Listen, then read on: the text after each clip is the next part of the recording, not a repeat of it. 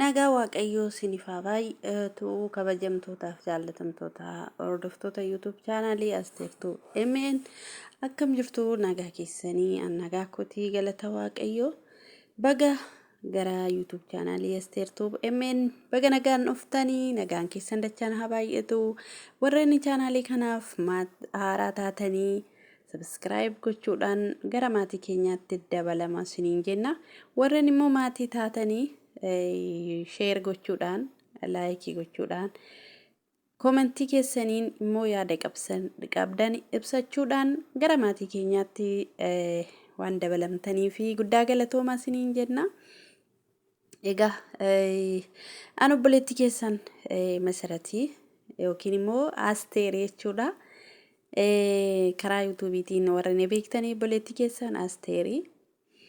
Akkasuma egaa gorsa keenya yookiis immoo yeroo darbee gorsa akka namaatti gorsa nu mudatee jireenya keenya irratti nu mudatee fi obboloonni mudannoo isaan irra ga'ee nu kennanii akkasumallee of eeggannoo akka of eeggannu nu eeggachiisanii kanaaf jennaanii yeroo darbee gorsa tokko miidhama obboleettii keenya irra ga'e irraa kan ka'e yaada tokko nu qabadhee kan dhufe beekamaadha. Warreen dhaggeeffannee viidiyoo jala galtanii dhaggeeffachuu dandeessu isiniin jechuun jaalladha.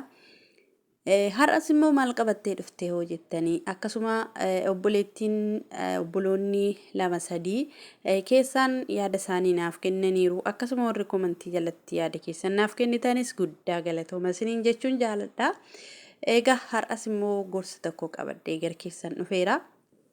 Namni kennaa garaa qaba. Inni kaan kennaa barsiisummaa qaba, inni kaan immoo kennaa gorsaa qaba, inni kaan immoo kennaa garaati qaba jechuudha. Kennaa kanatti fayyadamuun immoo barbaachisaadha waan ta'eef egaa har'as yaada tokko qabadhee gara keessan dhufee jechuudha. Yaadni ani qabadhee dhufee yoo jiraate waan baay'ee tokko anas na ajaa'ibe isiniinis akkasuma isin ajaa'ibuu danda'a jechuudha. Isa jalqabaa irratti obboleettiin keenya wayii gorsa kana itti dhufuufi jettee keessaanis yaada tokkoon wanta dubbadhe sanarraas yaada naaf keessee jirti. Hundi keessan warri kommentiidhaan yaada keessan ibsattanis guddaa galatooma. Mata asumaan gara yaada keenyaatti darbuna jechuudha. Maali jechuunis egaa nama tokko waan addaa tokkotu miidiyaa kanarraa na ajaa'ibe jechuudha. Waan miidiyaa irraa akkuma beektan ani hin dubbadhu. Maaliif dubbachuus hin barbaadu hin dubbadhus jechuudha waan miidiyaa irraa. Garuu wanti na ajaa'ibe tokko yoo jiraate baroonni hamma nuti keessa jirru kuni bara qaroomina fakkaatee garuu safuu nu gachisiise amantii keenyaan illee akkasumallee safuu jechuun kabaja qaba waan hundumtuu kabaja qaba nu jechuun biyya arabaatti miti kan guddanne maatii keessatti maatii kabaja qabu maatii safuu qabu wanti dubbatamu wanti bakkeetti dubbatamu fi wanti halatti dubbatamu wanti bakkeetti dubbatamu garaagarummaa akkamii akka qabu beekaa guddanne jechuudha. Kanaaf jennaan yeroo darbee maaltu jira miidiyaa kanarratti shamarreen jaalala qabamee kaan jaalalli na qabee jedhanii miidiyaa kanarratti dubbachuu danda'u jechuudha. Garuu immoo jaalala ittiin qoosaadhaaf immoo fooloo ittiin argachuuf immoo bakka jechuun waan miidiyaa kanarratti funaanuuf immoo dhuguma jaalalli isaan qabeetu. Kanaafuu wanni addaa tokko wanti na mudatee mucayyoo wayiitu ani ilaalleeyyu namatu keessaan naaf herge jechuudha. Kanaaf maal jetta yaada kanarraa jedhanii ani yaada kanarras dubbachuu hin barbaanne akkuma beekamu yaada kanatoo wanna biraa ta'e irraas hin dubbadhu. Garuu immoo ija jabummaan hin ammaa keenya kuni shamarran keenya ija jabummaa hin amma qaroomina nutti fakkaate baay'ee ija jabummaa baay'ee achi bahe yookiis immoo keessa bahe wayii taa'e jechuudha. Jaalalli yoo nama qabee namni tokko miidiyaan jaalala ni ijaaru. Miidiyaan hin diiga malee jaalala ni ijaaru. Ani akka kootti akkanitti amanutti gonkumayyuu miidiyaan kun jaalala diiga malee jaalala ni ijaaru jechuudha. Namni tokko jaalala maaliif nama tokko yoo jaallate maaliif jaalala sana yookiis immoo jaalala qabu sana ibsate jedhee ittiin faradu jechuudha. Garuu obboloota koo ani wanti gaaffii natti ta'eesi viidiyoo mucaa wayii sekondii 3 naaf ergite jechuudha keessaani. Innis maa'inni kan nama kanaan akkas jechaa jirti mucayyoon kuni. Garuu wanti kun maal fakkaata? Karaa amantiitiin isoo deemte maal fakkaata? Karaa namummaatiin isoo deemte maal jettaa asirratti naan jette mucayyoo jechuudha. Viidiyoo sana TikTok irra kuttee. Innaa jaalalli yoo nama qabee miidiyaa kanatu nama fuusisamoo? Miidiyaan kun nama hiiksisama. An dhibbatti kan hin amanu miidiyaan kun nama fuusisa ta'uu hin taane miidiyaan kun nama hiiksisa jechuudha. Kanaaf jennaani jaalalli yoo nama qabee miidiyaa irratti bahanii akkasittiin ija jabummaadhaan jechuun naannoo viidiyoo sana sekondii 3 sanaan ilaale malee isa kan biraa isaan ilaalle. Garuu yeroon dhaga'utti mucayyoon kun afaan immoo naannatti himtu ishiin itti jalteessee dhaggeeffatte jechuudha. Afaan baafattee sin dhiisu minaaman jettee akkasumallee ishiitu gaafateedhaan. Okay, jaalalli haa gaafattu rakkoo hin qabu. Jaalalchuu ishiitiif yookiis immoo si jaaladheera yoo jette jaalalchuun cubbuu miti. Garuu ani kan baay'ee tokko na ajaa'ibee shamarran keenya maal ta'uuf jirra ijoollee? Indee duratti dhiiratu dubartii gaafata. Haa ta'u ishii dubarri dhiira jaalatti tokko jaalalatu ishii qabe malee isheen jaalala qabdee miti. Kuni an namatti hin faradu. Jaalalli tokko eenyuyyuu hin qaba. Eenyu keenyayyuu jaalalli hin qaba. Garuu jaalalli yoo nu qabee akkaataa nuti ifaan ifatoo hin taaneen akkaataa ittiin dubbannu yookiis immoo mallattoo ibsinu yookiis immoo yaadan akkasitti ibsinaaf malee akkasumaan baanee miidiyaa irratti akkasittiin ija jabummaadhuma akkasiitiin miidiyaa kanarratti akkasittiin dubbachuun namni warri miidiyaa kun immoo gaa'ila namaa ijaaruuyi. Fooloodhaaf immoo dhuguma jaalalaatiif immoo qaroomina nutti fakkaateetu wanti akkasii kuni. Namni kuni qaama fooniitiin hir'uudha. Karaa gooftaatiin garuu guutuudha jechuudha namni kun. Kanaaf jennaan namni kun tajaajilaadha nama waaqayyooti. Akkasuma nama waaqayyootiin hojjetu nama guddaadha. Waaqayyoo dhuguma dubbachuu fi qaamni kee hir'uudha jedhee waaqayyoon hin tuffanne waaqayyoo nama gatamaa fuudhee ittiin hojjechuu nama namni kooree nama namni gatee fuudhee ittiin hojjechuu beeka waan ta'eef argitaniitu yoo ta'e namni kuni qaamni isaa hir'uudha garuu asfaaltiirra deemee asiifachi deemee idoonni quqqurubbisee otoonni waaqayyoon faarfatu otoonni waldootii midrikii garaagaraa irratti faarfatu argitu. Kanaaf maqaa nama kanaallee kaasuu hin barbaadu. Baay'een kabaja baay'een ayyaana waaqayyoo irratti kabaja jechuudha.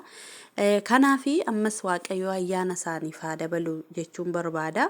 Wanti nan jechuu barbaadu yoo jiraate iddoo kanarratti obboleettiin kun nama akkasii nama waaqayyoottiin hojjetu nama waaqayyoo hati qaamni kee hir'uudha jedhee otoon tuffatiin ittiin hojjetu nama kana akka kootti jechuudha. Namni kun nama kana jaalattullee miidiyaa irratti baatee ani nama kana jaaladheerettee suura footoo nama kanaa fuutee miidiyaa irratti baastee laxxaftee akkas jechuu hin qabdu turteeyyuu jechuudhaan. Dogoggorri ishiin qabdu maa jaalatte jechuu miti. Jaalalli lukti kee fayyaadha, qaamni kee hir'uudha, qaamni kee guutuudha hin jedhuugaa.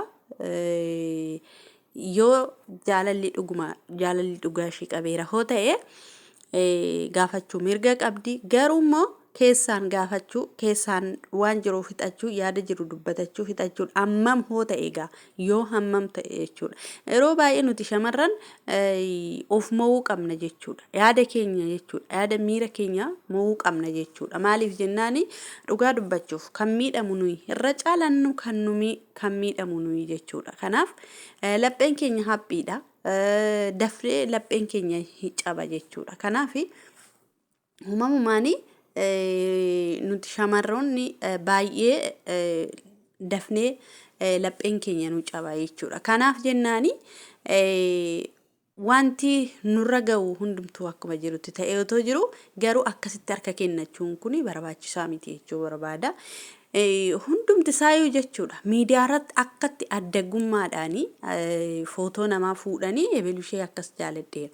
Isumaayyuu immoo jaalalli miidiyaadhaan firoota koo meena yoo na taajjabdan meena gorsaa anis gorfamuun barbaada jaalalli miidiyaadhaan jaalalli tiktokii feesbuukiin karaa garaaniin akkasitti odeeffataniitu jaalala kan ta'u akkatti odeeffataniitu gaa'ela kan ta'u jaalalli yookiis immoo gaa'illi bar kabaja qaba gaa'illi bar mootummaa waaqayyoo gaditti isa lammaffaati kanaaf iyyuu jennaan maali barri nuti keessa jiru addagummaan akkatti baay'ate akkasitti ija nama keessaa fudhachuun kun ija akkasitti baasuun kun maaliidhaan jedhee bar baay'ee tokko na ajaa'ibe odoo nama biraa ta'ee dhugaa dubbachuuf isinis na taazabdu hordoftoonni koo ani irraa hin dubbadhu ni beektu waan baay'ee ta'aa oola miidiyaa kanarraa ilaalus irraas hin dubbadhu jechuudha garuu kan nama kana keessatti kan xiqqoonatti dhaga'ame namaan kana yoo jaallatteetti dhugumaan jaallatteetti yoo ta'e obboleettiin kuni keessaan xumurtee